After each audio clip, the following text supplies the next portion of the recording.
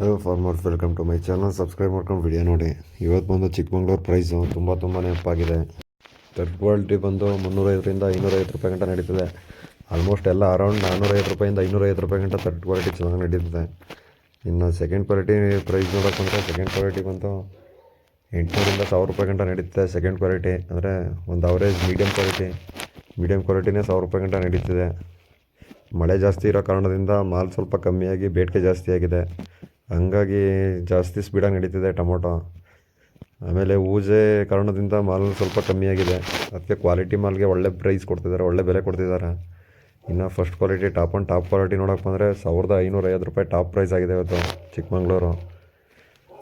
ಅಂದರೆ 550 ಆಗಿದೆ. ಇನ್ನು ಅಂಗಡಿలో ಟೊಮೊಟೊ ನೋಡೋಕೆ ಬಂದರೆ ಅಲ್ಲೂ 1500 ರೂಪಾಯಿ ಟಾಪ್ ಪ್ರೈಸ್ ಆಗಿದೆ ನಾಟಿ ಟೊಮೊಟೊ.